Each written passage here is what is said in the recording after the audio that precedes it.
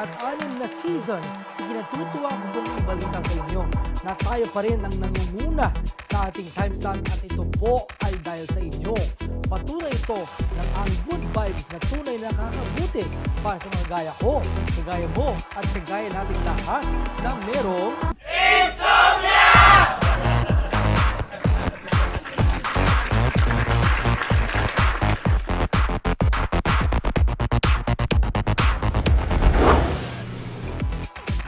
yun. Isang taon na lang at national elections na.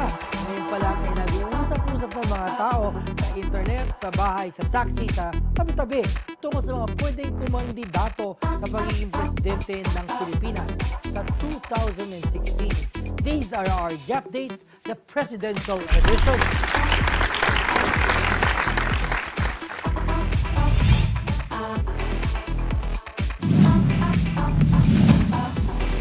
As a mayor of Davao, pinatunayan niya na kaya niya makontrol ang krimen sa kanyang lalawigan. Wala siyang takot na nilalabanan ng mga kriminal at meron siyang zero tolerance policy tungkol dito. Tinanong na si Mayor Rodrigo Duterte kung may balak siyang tumakbo pero medyo wala pa daw siyang official statement about this. Pero may mga statements siya na kanyang gagawin kung siya maging presidente ng Pilipinas. Medyo di ko pa sure kay Mayor. Baka kasi pagbawal niya, hipon, paborito ko pa naman yan. The Dragon Lady with a killer sense of humor ang tawag sa kanya. Meron siyang very impressive political experience and background at kuwang-kuwa niya ang kiliti ng mga tao with her book na Stupid is Forever. Palagi siyang may mga quotable quotes at di siya madaling matakot sa mga threat dahil dinakaya niya ito for breakfast. Si Senator Miriam Defensor Santiago ay isa ding top favorite para tumakbo bilang presidente ng ating bansa. Malamang ay aabangan lagi ang kanyang mga speeches para ma-tweet o retweet ang kanyang mga quotes. She is the daughter of the King and Queen of Philippine cinema, but she has taken a different route. Ikinatuwa ng mga tao na siya ay tumakbo bilang senador at sinuportahan siya di lang dahil siya ay anak ni FPJ at Susan Roses, kundi dahil siya ay isang matalinong tao at may malakas na paninindigan. Senator Grace Poe has not given an official statement yet ukol sa kanyang pagtakbo, ngunit maraming mga haka-haka at maraming mga naniniwala sa kanya na pwede siyang manalo bilang presidente. Sumakay din siya sa MRT na walang media. Sir Tim, nakakabilib yun. Oo naman. Ugong na ugong ang kanyang pagkandidato sa pagkapresidente sa 2016 kahit sa kalagitnaan ng mga issues na pinapatong sa kanya ngayon. Di natin magpagkaila na meron siyang extensive na political experience bilang isang mayor at ngayon bilang vice-presidente. VP Jejomar Binay has not officially stated that he is running pero maraming tao ang nag-uudyok sa kanya na tumakbo. Why not? Baka sakali maging world class na rin ang ating mga government buildings. Kinilalang Palengke King and the better half of newscaster Corina Sanchez. Currently, the Secretary of the Department of Local and Interior Government at medyo nasa isang controversial na sitwasyon siya ngayon. Hindi naman maiiwasan yan pag nasa ganyang posisyon ka. Matagal nang ipinahiwatig na nais tumakbo ni Marcos bilang presidente at malay natin, baka 2016 is his year. Sa bagay, Sir Tim, kaya nga niya i-traffic ang MRT, di ba? Baka pwede na rin niya ayusin ang problema ng traffic ng Pilipinas. He has something in common with our current president dahil parehong mga magulang nila ay naging Pangulo ng Pilipinas. Although meron silang konting issue between their families, hindi naman mai-deny as he grew up in politics and have the necessary experience for it. Ferdinand Bongbong Marcos is also on the top of the list of possible presidentiables. Mahaba na ang kanyang experience sa politika at mahaba na rin ang listahan ng kanyang mga achievements in legislature. Isa sa mga active senators pagdating sa lawmaking at investigations, Senator Franklin Drilon is one of the presidentiables that the people are looking at. Kahit hindi pa siya nagsasabi na siya ay may balak tumakbo, a recent SWS poll puts him at the top of the list at baka ito ang magbago ng isipan niya. Mas masaya siguro ang kampanya nila pag sinama nila si Juana Cheng para lang sila twins.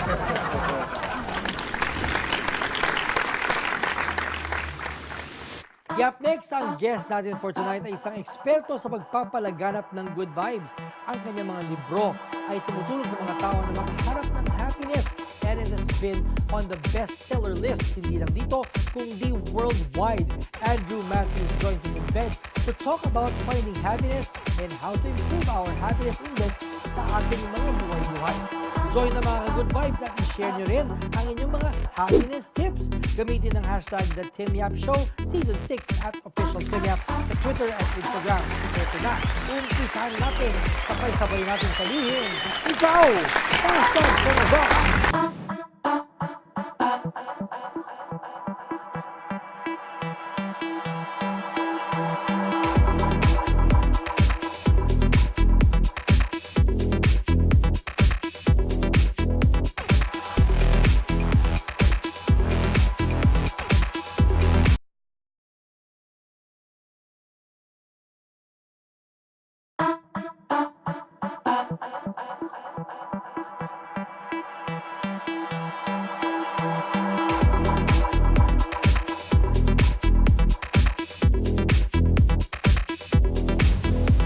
Welcome back to the Tim Yap Show. Our guest for tonight changed my life. From the time I read his books, Follow Your Heart, Being Happy, and Happiness in a Nutshell. Ito, mga kasama rin for tonight on the Tim Yap Show Season 6. It gives me deep pride to welcome the Andrew Matthews. Hello! Wow. Hello. Thank you so much, sir, Nice to be for here. coming here. Yeah, and over 7 million books sold. How does it feel that you've affected this much people in the world? You know, the real joy for me is that I get emails and I get letters and phone calls every day from people from so many countries, including the Philippines, that say your book touched me or helped my dad or helped my child. And there's nothing that's more uplifting than that.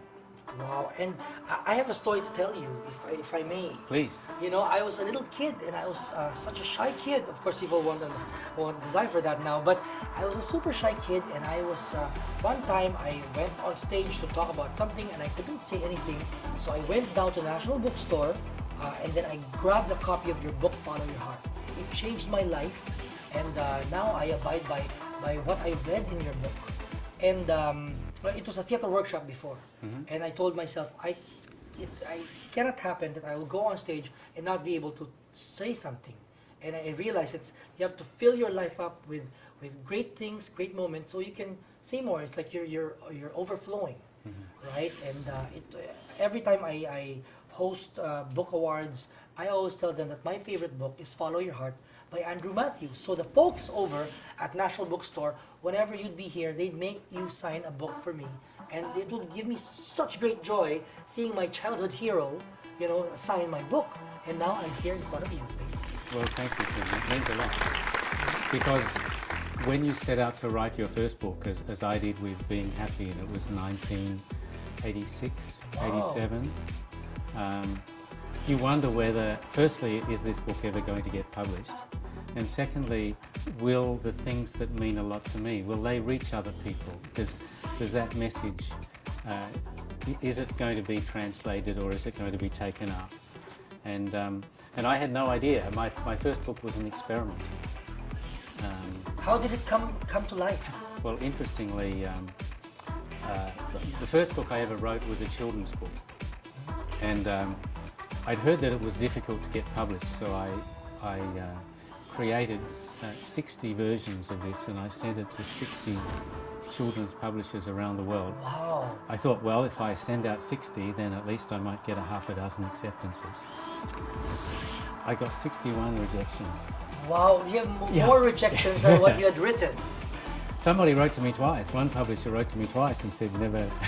It will never get published. Yeah. And so that was my first attempt. But there was another book that I wanted to write, which was Being Happy. And it was in many ways a summary of the things that I'd learned from people and books and experiences about how it is that we can make our life better. I thought a lot of the books that I read were just a little bit too boring. I'm a cartoonist. I draw cartoons. That's why I love it that you know, every page that you put lessons in, you know, there would be a good an accompanying illustration, Yeah. which actually provokes the mind, and you think there's so much humor in it, but there's so much truth in it too. Well, pictures help us to remember things, and maybe they also give my readers an idea that we don't need to take everything too seriously. So I wrote this second book, Being Happy, and I ended up accidentally, through a friend of mine, showing it to a publisher in Singapore. And the wife of the publisher, she was a Filipina by the name of Norma Miraflor. Oh, wow. And she had worked in magazines in the Philippines, and then was then in Singapore. And she was the lady who said this book is going to sell a lot of copies. Yeah, her name is Norma Miraflor. Yes, Wow. And, I didn't know a Filipina was instrumental in your success. absolutely. So that is how Being Happy came about. And so my first two books were published by Media Masters, the Singaporean publisher. And for the last 20 years, my wife, Julie, has been the publisher. Wow, that's great. How do you, when you have these lessons that you're realizing, okay, I'll write that down, and then what is your process in compiling all these gems of wisdom? I'm trying to figure things out for myself. I mean, I think very often when we write a book, we're trying to share things that we've learnt that we think can maybe make someone else's path a bit easier. Very much, I never even knew about personal development books until I was about 23, 24. I'd never read one. Books like Dale Carnegie's book and those. I didn't The 7 Habits and all Yeah, that. I never even knew about those. But suddenly I think I was 23, 24, I got switched on to this idea that you could actually save yourself a lot of trouble by discovering what other people had done to make their life work better. But what I felt was that a lot of the books I read, whilst the messages were useful, they were a bit boring and they didn't have cartoons. I thought every book should have cartoons. Yes, exactly. So I thought if I can write a book that is a bit simpler and I can put my cartoons in it, then maybe I can reach people who don't normally read personal development books. Yes. So that was the idea behind it, and the idea has always been to use simple language, to share stories, to share cartoons that help people to remember the message, and maybe to share things that I've not done right and intelligent things that other people have done right. I think readers appreciate it when a book isn't too preachy. Yes. So very often when I've made mistakes or I felt I've suffered more than I needed to because I was too stubborn, then I would look back and say to myself, how could I have done that better?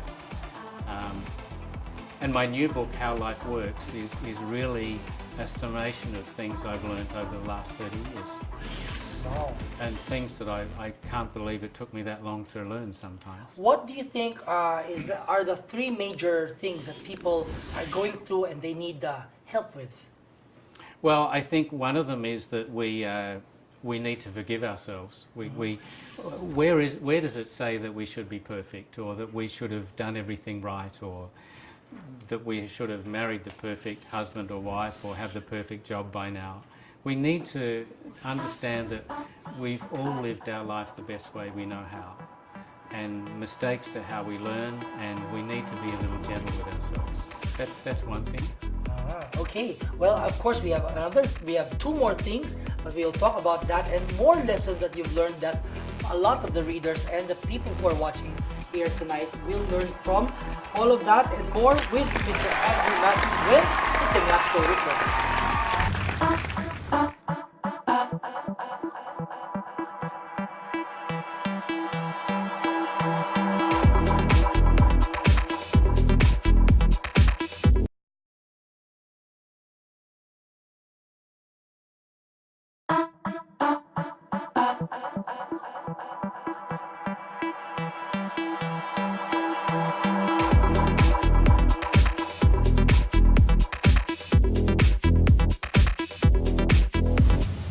And we are still here on the Tim Yap Show with my childhood hero, the Andrew Matthews in the flesh.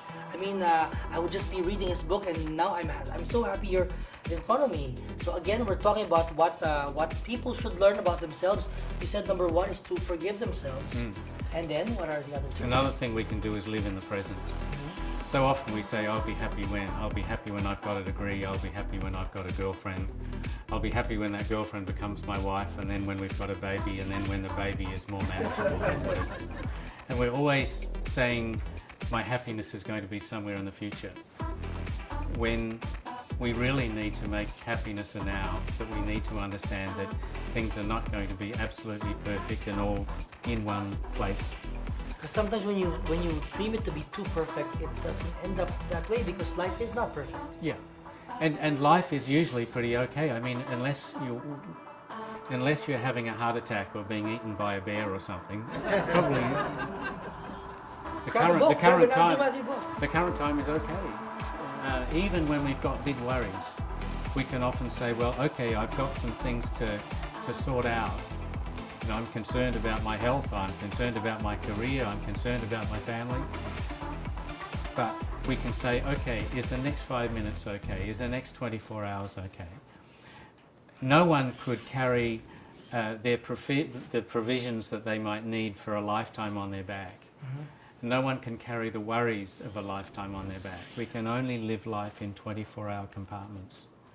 So it's that commitment to break things down and say, I just want to live 24 hours at a time. Living in the present. Living in the present, appreciate what I have. Because the present is a gift, that's why it's a present. I think I read that in your book. Maybe. Yeah, you know, a lot of times, you know, I would, my friends would go to me and I think I would be mouthing off lines from your book, you know, just without the illustrations. in life outside you being a writer and illustrator, do people go to you and ask for life advice? Sometimes they do, but I prefer not to give it. I go get a copy of my book.